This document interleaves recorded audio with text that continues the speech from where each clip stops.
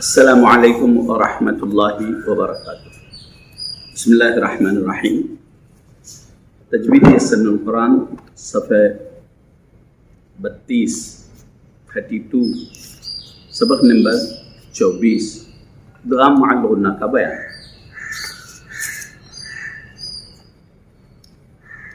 محترم اساتذہ کرام، اس سے پہلے نون ساکن اور تنوین کے بارے میں آپ کو بتایا گیا تھا اور اس کے دو قاعدے اب تک گزر چکے ہیں، نون ساکن کا اظہار اور اقلاب، قلب کا بیان اور اظہار کا بیان۔ اس کے بعد ادغام اور اخفاء، یہ دونوں قاعدے باقی ہیں، ان کا ذکر آ رہا ہے۔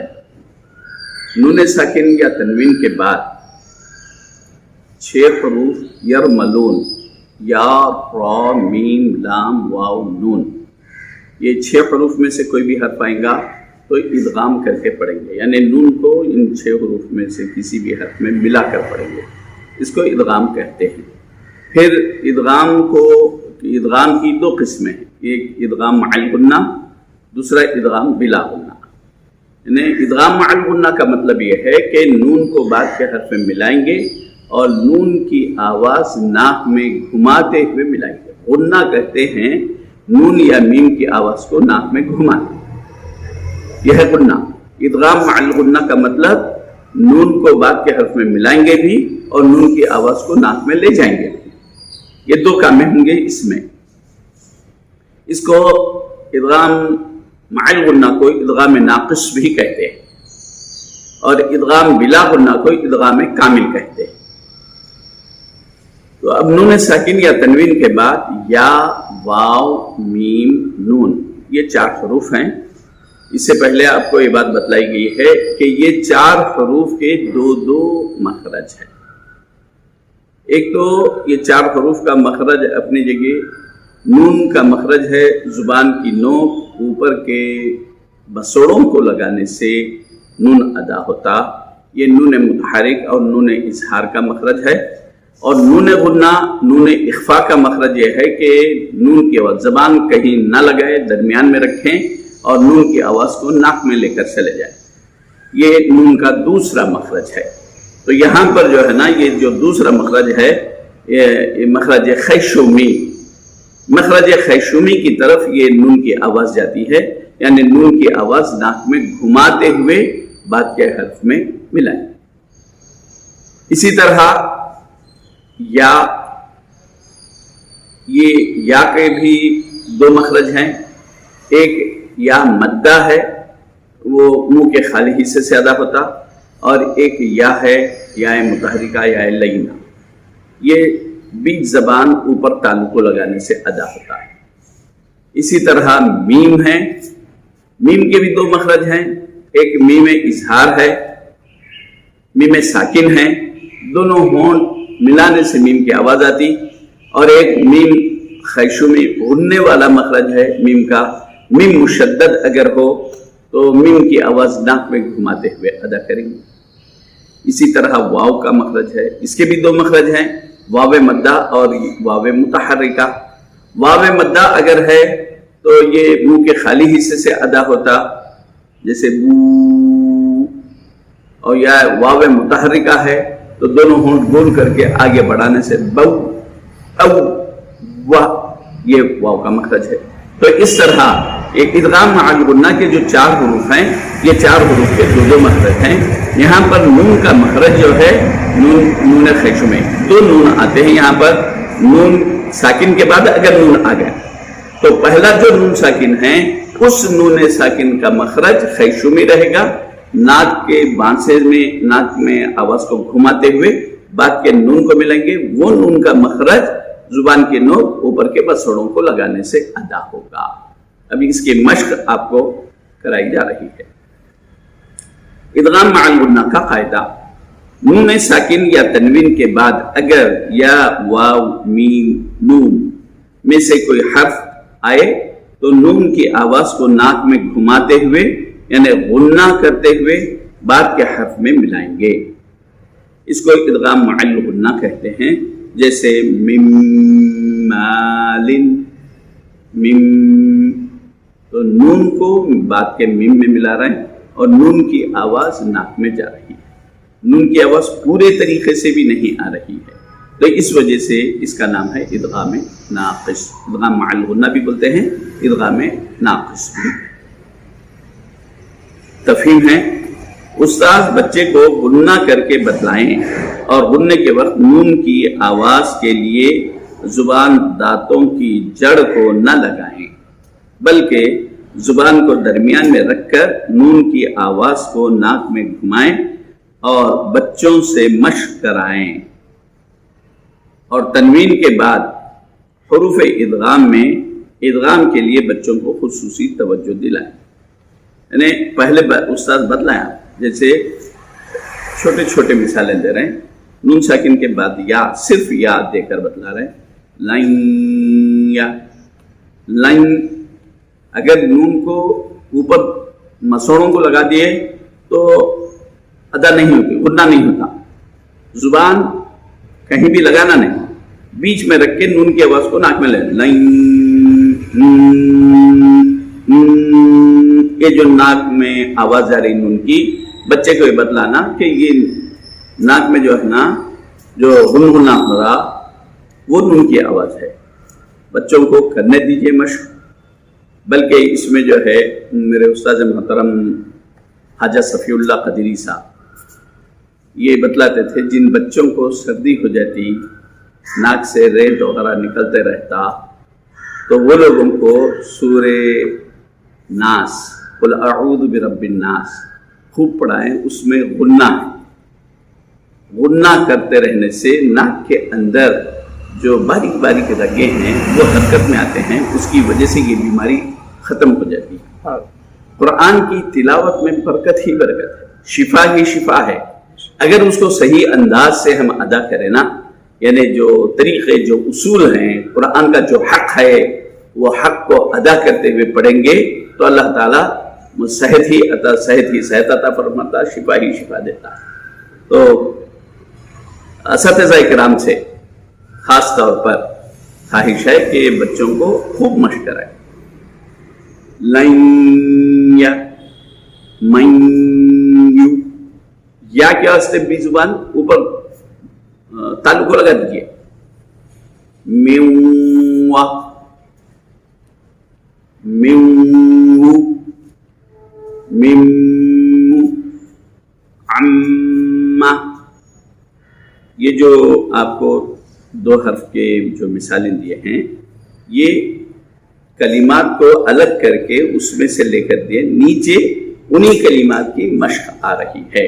جہاں پر بھی واو کو زبر، واو کو پیش، میم کو پیش، میم کو زبر، یہ جو دیا گیا ہے، نیچے وہی کلمات قرآن مجید میں جو کلمات آئے ہیں مشق میں وہ کلمات ہیں. من، من. اب یہ نون ساکن کے بعد یا، واو، میم، نون کے دو مثالیں دیے. اب تنوین کی مثالیں دے رہے ہیں. یا،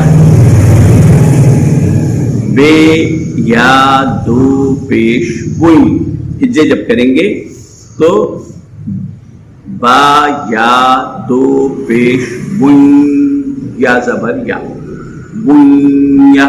یعنی بعد سے یا کو ملائیں گے پھر دو پیش کا ذکر کریں گے. بس بچے یہاں پر غنہ نہیں کر کے بوئیا پڑھ دیتے، تو بچوں کو سمجھانا. اوپر قاعدہ کیا بتلایا؟ نون ساکن یا تنوین. تو نون ساکن کی مثال دے کر بتلائیے. مائن یوں پڑھے، وہاں نون کی آواز ناک میں لے گئے، تو یہاں بھی یہ تنوین، وہاں نون ساکن ہے یا تنوین ہے، تو تنوین میں بھی نون کی آواز کو ناک میں لے کے جاؤ. بوئیا، بوئیا، میا، رویا، موا، ذموا، لوا، تن،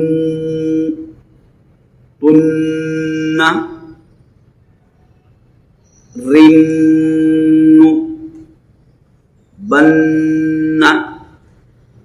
قمی، بمی، तम्मी। अब यहां पर देखिए तनवीन में जिस तरीके से इजहार में नून साकिन की एक मिसाल, तनवीन में दो जबर के बाद हमजा, दो जेर के बाद हमजा, दो पेश के बाद हमजा, इस तरीके से एक एक हर्फ की चार चार मिसालें आए, यहां पर भी आपको इसी तरीके से दे रहे हैं। इसीलिए आपको यहां पर बा के ऊपर दो पेश है, उसके बाद या आ रहा, मीम के नीचे दो जेर हैं, उसके बाद या आ रहा, रा पर दो जबर हैं, उसके बाद या आ रहा, यानी दो जेर के बाद या, दो जबर के बाद या, दो पेश के बाद या। इसी तरीके से यानी एक एक हर्फ के चार चार मिसालें इसके भी आपको दिए जा रहे हैं। पहले नून साकिन की मिसालें दिए गए, उसके बाद फिर तनवीन की मिसालें दिए गए हैं। बच्चों को ये समझाएं और यहाँ पर जो है ना बच्चों को समझाते हुए मशक कराते हुए आप पूछते जाए, यहाँ गुन्ना क्यों कर रहे हैं, दो जबर के बाद नून आया, यहाँ गुन्ना क्यों कर रहे हैं, दो जबर के बाद मीम आया। तो जब एक बच्चे ये समझने लगता, कुरान मजीद खोलकर उसमें आप बताइए, जहां पर गुन्ना की मिसालें हैं वहां पर बतला के बोलिए कि यहाँ पर क्या फायदा है, बतलाओ, ये पढ़ के बतलाओ। तो बच्चा वो यानी अभी से उसको हिम्मत भी आ जाती कि ये सन्नल कुरान पढ़ रहा, लेकिन कुरान में से मिसालें जब बोलने के काबिल बन जाएगा, उसके अंदर वो सलाहियत आ जाएंगी, तो उन आहिस्ता आहिस्ता कुरान गैर शऊरी तौर पर कुरान को देखने लगता है। बिस्मिल्लाहिर्रहमानिर्रहीम। लन यदुर्रू मन युमिनु, ऊपर जो दो मिसालें दी है, लन या नून साकिन के बाद या, उसकी कुरान में जो कलिमा है वो दे रहे, लन यदुर्रू, ऊपर मन यु दिए, उसी की मिसाल है मन युमिनु मिन वालिन मिन मुजदिकुम मिन मुद्दकिरिन अम्मवा मन नकसा मिन नबिय्यिन। यहां पर दो कायदे हो जाते, एक तो नून साकिन के बाद नून आया, नून साकिन के बाद नून आने की वजह से इदगाम मअल गुन्ना है ही। इसके अलावा बच्चे को और एक कायदा पूछ सकते, नून मुशद्दद है, यहाँ नून मुशद्दद का कायदा आप बतला चुके हैं, नून के ऊपर तशदीद या मीम के ऊपर तशदीद हो तो वहां पर गुन्ना होता। अगर नून साकिन नहीं भी आता, नून तशदीद मुशद्दद होने की वजह से गुन्ना होता ही है, लेकिन यहाँ पर नून साकिन के बाद नून आया है, उस वजह से तशदीद है, ये बतला, नून को नून में मिला दिया। मिन नबिय्यिन मन यख्शा, ये नून साकिन के बाद चार हरूफ की मिसालें हैं। अब तनवीन दो जबर दो जेर दो पेश से पूरे चार हरूफ की मिसालें आपको दिए जा रहे हैं। क़ुलूबुन यौमइज़िन, क़ुलूबुन यौमइज़िन शर्रन यरहू लिक़ौमिन यज़्ज़क्करून हमीमुन वग़स्साक़ुन यौमइज़िन वाजिफ़तुन इल्लन वला ज़िम्मतन।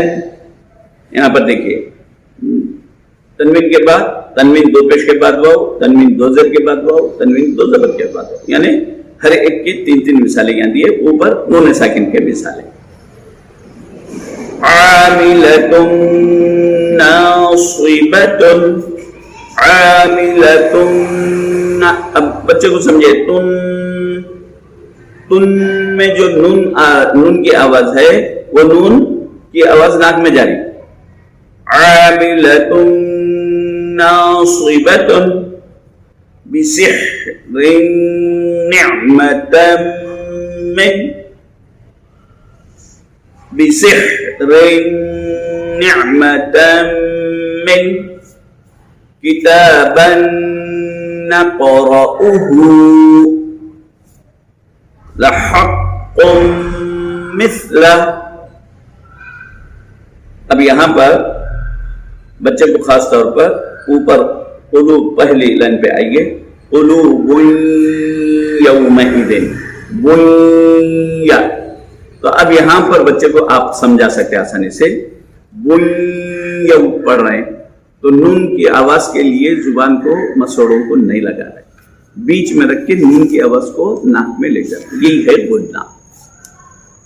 من نبیین میں چونکہ بعد کا نون آ رہا، نون کی طرف آواز جانے کی وجہ سے آواز کو مخرج کو جو ہے مسوڑوں کی طرف نون کو لے جا رہے ہیں، لیکن یہاں پر آسانی کے ساتھ آپ سمجھا سکتے ہیں قلو بویا بوئی، تو نون کی آواز کہاں جا رہی؟ ناک میں جا رہی، لیکن زبان مسوڑوں کو نہیں لگا رہا ہے۔ تو اس کا جو ہے نا آپ دوسرے حروف کے ذریعے بچوں، جیسے دوسری مثال ہے حمیم و غساق، منہ میں من نہیں بول رہے ہیں، اگر زبان کو لے جا کر مسوڑوں کو لگا دیے حمیم و غساق، یہ غنہ نہیں ہوا، منہ و غساق یہ غنہ ہے، تو نون کے لیے زبان بیچ میں رکھنا، نون کی آواز کو ناک میں لے جانا۔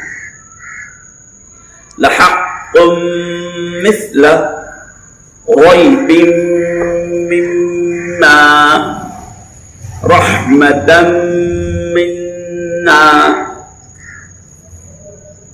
صیحتا واحدتا، یہ ادغام مع الغنہ کے پورے نون ساکن اور تنوین کے مثالیں تھے۔